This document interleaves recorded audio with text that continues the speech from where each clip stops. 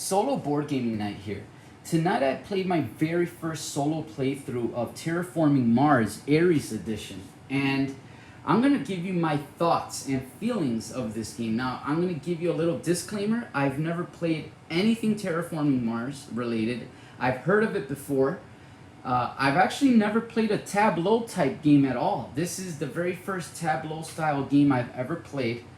I've never played Race for the Galaxy. I know that everybody says this is basically Race for the Galaxy and Terraforming Mars with the Terraforming Mars reskin, but I can't speak on that behalf because this is the first tableau anything I've ever played.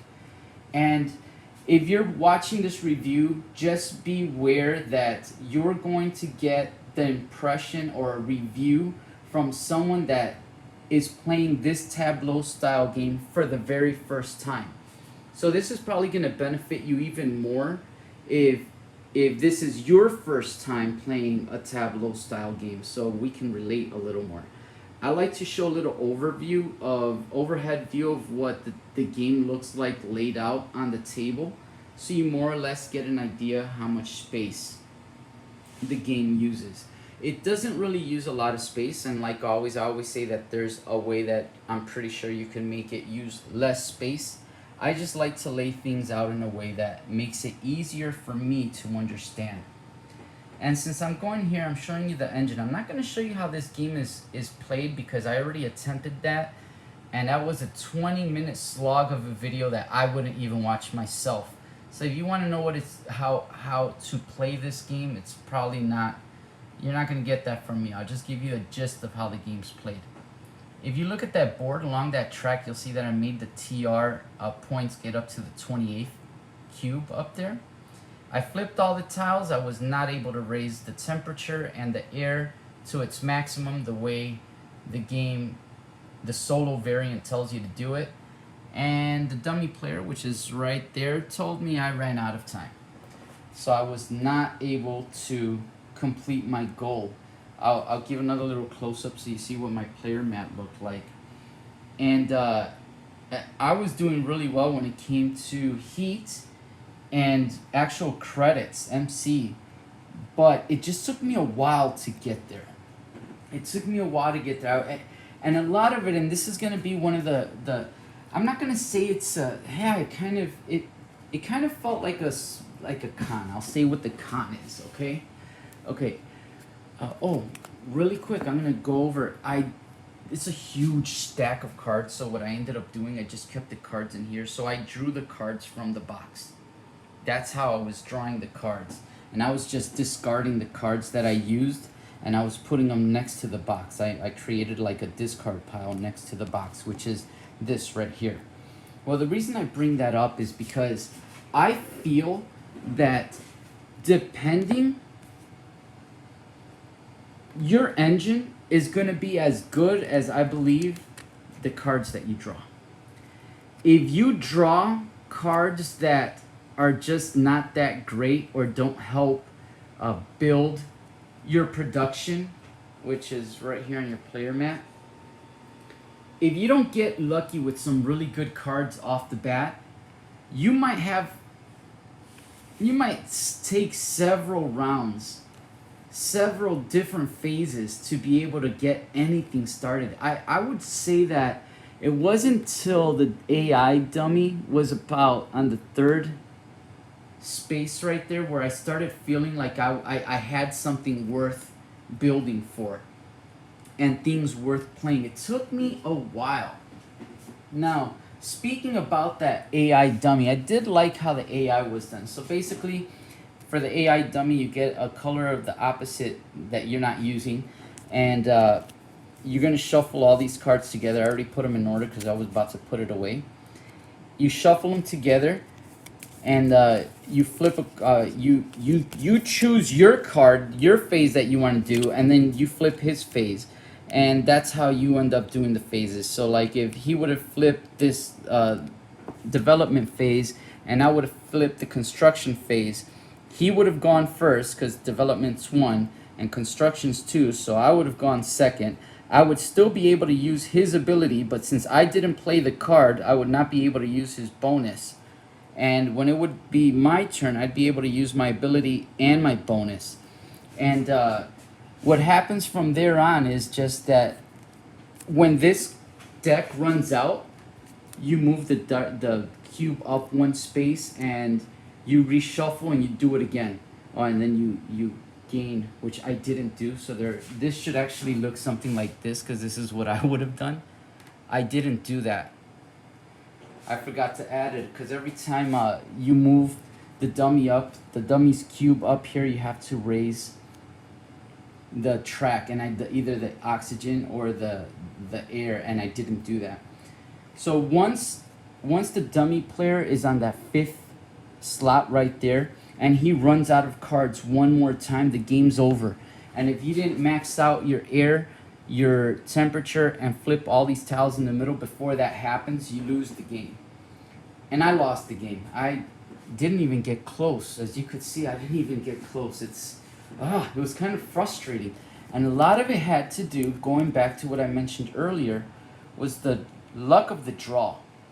I felt that I was not getting anything. Like, I understood how to do all the phases. I understood how to purchase. I understood how to lay them up and have them have synergy with one another and have them work off one another. But I wasn't able to get anything that was really cool feeling until the very end. And I'll show you the one that really made me feel like I was doing something right here. It says, during the production phase, this produces 1 MC per down arrow you have. Okay, well, look at how many down arrows I had. Holy smokes, I was like, that's crazy. If I would have had that earlier, I could have done some serious damage on Mars, but maybe another time. I mean, that was a little frustrating to me, okay, that luck of the draw. But I did have fun. I was invested, and I was really paying attention to what I was doing. The game did captivate me. It kept my attention. It kept me like wanting to do better. I was like, I need to build this engine. I was like, I need some plant. I need some heat.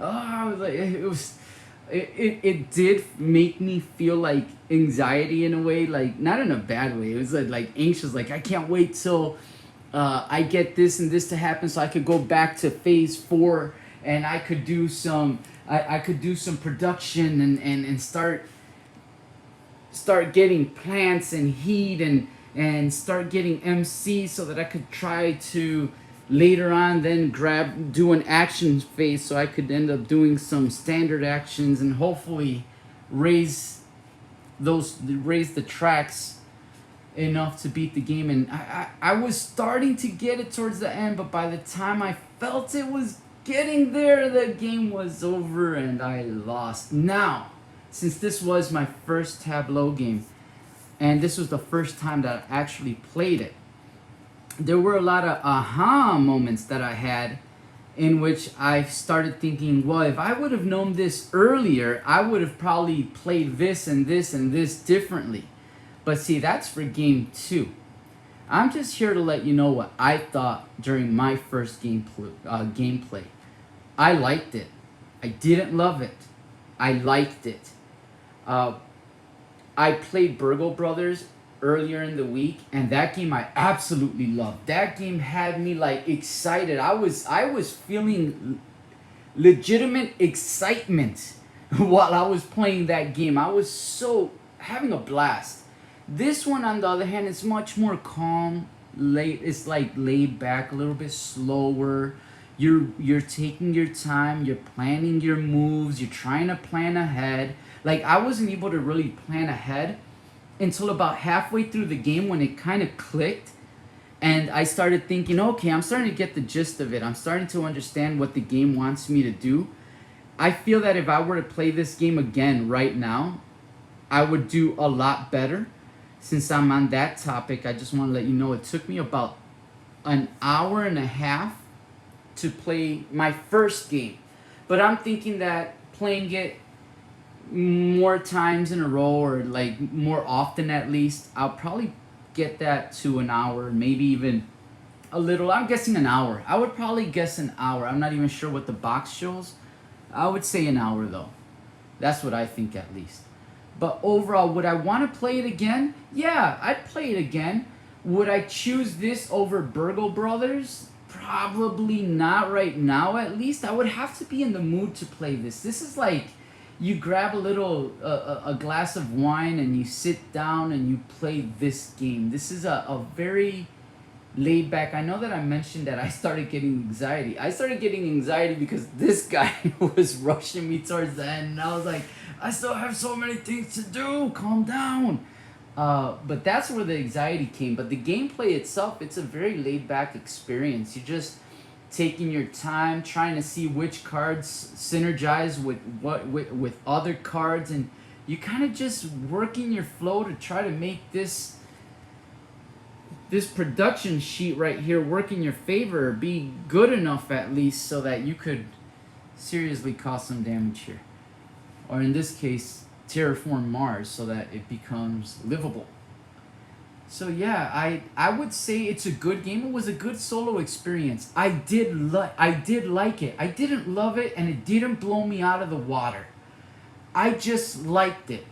I would play it again, but I wouldn't jump at the moment to play it again. I'd be like, oh, I feel like playing something else. Like, I wouldn't choose this over like Descent or Burgle Brothers, like I mentioned, or I don't know. I just wouldn't. Not now, at least. Maybe if I played those games enough, I would go back to this. But I'll say this: I like that I have it in my collection. It is a worthy game to have in my collection. It's something that I'm sure I will get back to and play again sometime.